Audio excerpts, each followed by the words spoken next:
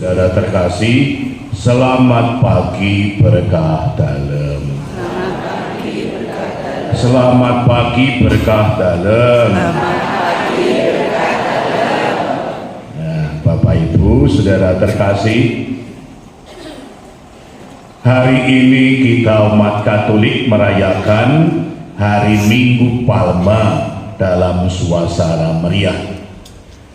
Panjenengan dengan kelihatan sukacita memakai pakaian merah, membawa daun palma, dan didukung dengan kelompok kor yang suaranya bagus dan seragamnya juga bagus. Tepuk tangan untuk mereka ini. Ini mau apa? Menandai bahwa kita orang Katolik mengadakan perayaan Minggu Palma. Nah, idealnya yang benar adalah misa seperti ini hanya sekali, lalu ada perarakan di luar, masuk gereja dan lalu kelihatan mengesan. Saya ingat dulu di Magelang, saya kalau Minggu Palma seperti ini arah-arahan lewat kampung, lalu saya pernah disuruh naik kuda, dan dialah paling depan rombongan, itu deraben anak-anak, lalu petugas liturgi, lalu umat lewat gang-gang kampung itu dan ditonton, dan sambil menyanyi lagunya beberapa jenis dan meriah sekali. Untuk apa? Untuk mengungkapkan bahwa orang Katolik gembira sukacita merayakan Minggu Palma, yakni menyambut kedatangan Tuhan di Yerusalem. Nah, dengan sukacita menyambut kedatangan Tuhan masuk Yerusalem sambil mengelulukan dengan membawa dedaunan seperti ini, yang juga pernah dialami oleh murid-murid Yesus dan orang-orang Yerusalem, seperti kita dengar dalam bacaan Injil tadi. Konteks bacaan, Yesus sudah mulai memasuki kota Yerusalem. Jadi kalau teologi Yohanes, kalau kita dengar kata Galilea, Yudea itu terang, sukacita. Tapi kalau mendengar kata Yerusalem itu gelap dan sedih. Itu teologinya seperti itu. Nah, masuk Yerusalem artinya apa? Siap menghadapi salib. Dan ini semua dilakukan dalam rangka mengikuti kehendak Allah untuk menyelamatkan semua orang. Tetapi yang menarik adalah bahwa Yesus disambut dengan sukacita. Bahkan orang dengan spontan mengambil daun-daun termasuk daun palma, dielelukan, bahkan pakaian mereka ada yang digelar di jalan, lalu untuk lewat Yesus yang menaiki keledai. Kok ora kereta kencana ya? Enggak, sengaja yang dipilih keledai, dan yang dibawa adalah daun palma. Semua mengandung simbol.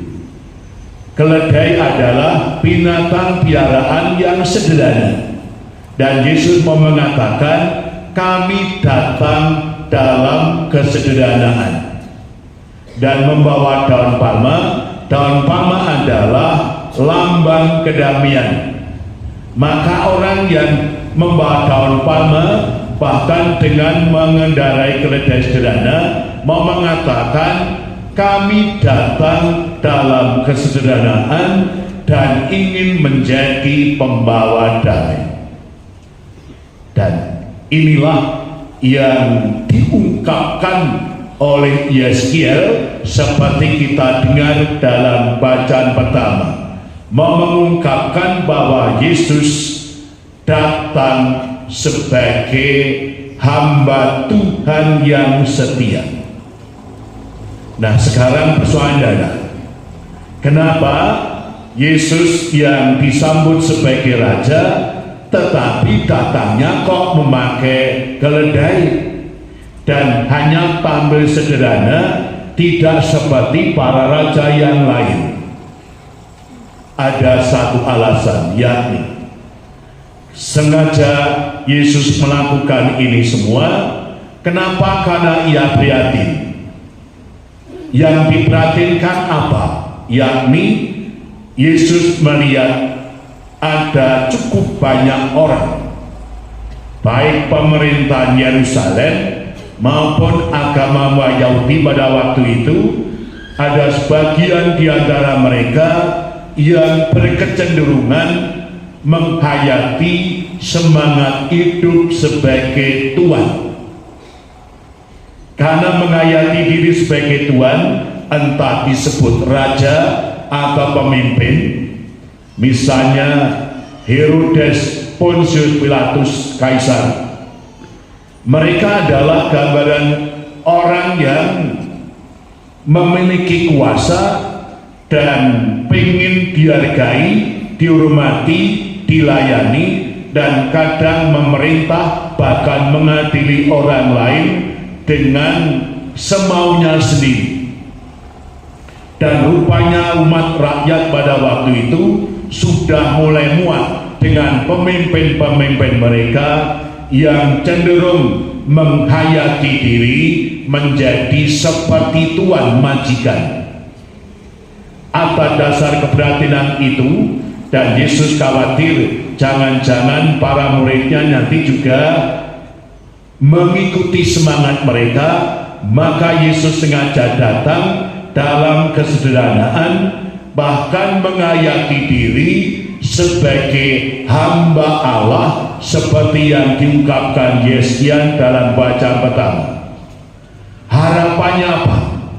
Harapannya agar para pengikut Yesus, para muridnya, agar juga memiliki penghayatan hidup sebagai hamba Allah yang setia, sebagai hamba Tuhan yang sederhana, lemah lembut, dan rendah hati, yang setia menjalankan tugasnya bahkan dengan risiko, kadang harus menderita dan menyerahkan nyawanya. Lalu bagaimana caranya supaya orang bisa menghayati diri sebagai hamba Allah yang setia dan rendah hati? Salah satu jawabannya ada dalam bacaan kedua, seperti yang diungkapkan Paulus kepada jemaat Filipi, yakni orang mesti harus bisa mengosongkan diri, membiarkan roh Allah berkarya dalam dirinya, dan roh Allah yang berkarya itu akan menggerakkan orang tersebut untuk menjadi orang yang sederhana, lemah lembut, rendah hati, dan melayani dengan tulus dan total. Bapak, Ibu, saudara-saudari terkasih, mau mengosongkan diri, tidak menganggap kedudukan jabatan yang tinggi, tetapi menanggalkannya dan menjadi orang biasa, bahkan orang yang sederhana, rendah hati, dan melayani dengan segala kerendahan hati seperti ini yang mau diwatakan gereja kepada kita hari ini. Nah, kita adalah para pengikut Kristus, di mana Kristus yang kita ikuti adalah pribadi yang bersemangat hamba Allah, yang sederhana, rendah hati, dan menjalankan tugas pelayanannya dengan tulus dan total, bahkan rela menderita. Nah, mestinya semangat seperti ini yang muncul dalam diri kita sebagai orang Katolik. Mestinya seperti ini. Kenyataannya bagaimana? Ada dua corak.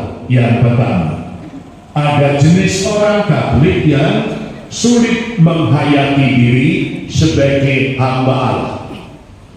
Yang dibangun adalah kepingin selalu menjadi tuan, menjadi majikan, menjadi seperti juragan yang bisa memerintah, yang bisa mengatur, seneng dawuh ning ora gelem nandang. Dan ini kadang muncul secara spontan. Saya dulu di Magelang mengamati orang-orang Katolik seperti ini. Kalau mau hari besar seperti ini, di sana ada kerja bakti massal. Yo kabeh rese-rese nang gereja.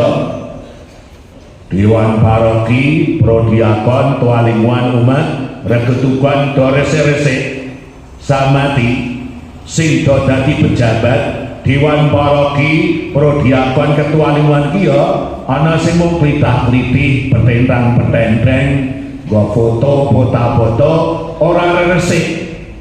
Ning wong-wong sing prasaja gelem resik-resik nyapu mbubuti suket, ngresiki ngepel lan liyane, tetapi ada satu dua sing semangate kaya majikan.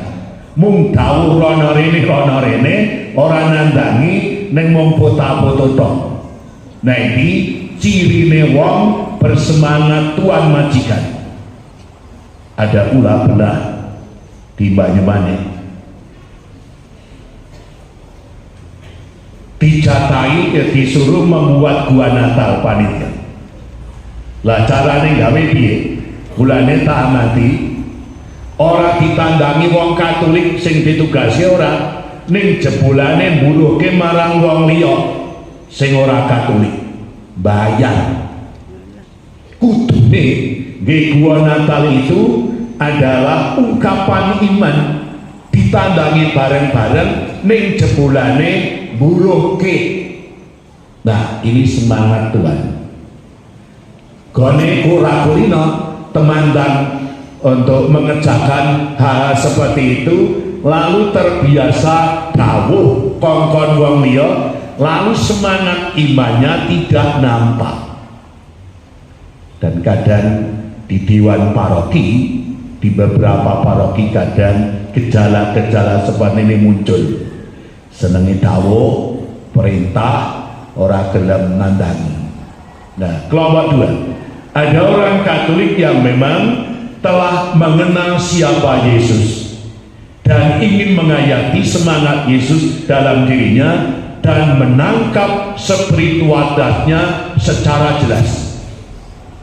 Mereka sederhana, rendah hati, bahkan mau mengusungkan diri walaupun di kantor dia jabatannya direktur, walaupun jabatannya wali kota, walaupun jabatannya polsek polres, tetapi di gereja tetap sederhana, sumlondo dadi wong lumrah, gelem lelati marang sapa wae. Kenapa? Karena rohnya adalah Kristus sendiri. Ia memang datang ingin mengabdi, melayani semua orang dengan segala kerendahan hati. Dan biasanya orang-orang yang seperti ini datang disukai oleh banyak orang, datang membawa damai, dan lalu akrab dengan banyak orang. Nah, Bapak Ibu Saudara terkasih, maka kalau hari ini kita umat Katolik merayakan Minggu Palma, di mana kita ditunjukkan dua corak pribadi kontras. Yang pertama, pribadi Yesus yang datang dalam kesederhanaan, lemah lembut, rendah hati karena mengenakan semangat hamba Tuhan. Dan di sisi lain kita melihat gambaran Herodes, Kayafas, Pontius Pilatus adalah gambaran orang-orang yang memiliki kedudukan jabatan tetapi tidak merendah hati. Nah, hari ini kita diajak oleh gereja untuk merenungkan tentang perjalanan hidup kita. Maka berpandari bacaan ini ada satu dua hal yang bisa kita renungkan pagi ini adalah pertama, jenis corak macam apakah yang sering kita tampakkan selama ini kita sebagai orang Katolik? Apakah kita menampilkan jati diri kita betul sebagai hamba Allah yang sederhana, lemah lembut, setia, rela mengabdi melayani banyak orang? Ataukah diri kita seperti tuan majikan yang kepingin memerintah, kepingin dihargai, dihormati, dan dilayani banyak orang? Yang kedua, bentuk-bentuk kegiatan macam apa yang pernah kita lakukan baik di keluarga, kantor, masyarakat maupun gereja yang menggambarkan bahwa diri kita adalah seorang Katolik yang bersemangat hamba Allah. Dan terakhir, bagaimana agar kita mau mengosongkan diri, membiarkan roh Tuhan berkarya dalam diri kita, supaya pelan-pelan kita belajar menjadi orang Katolik yang sederhana, lemah lembut, rendah hati, sehingga bisa mengabdi, melayani semua orang dengan segala kerendahan hati. Kemuliaan kepada Bapa dan Putra dan Roh Kudus. Kita berdiri, kita berbaring iman kita.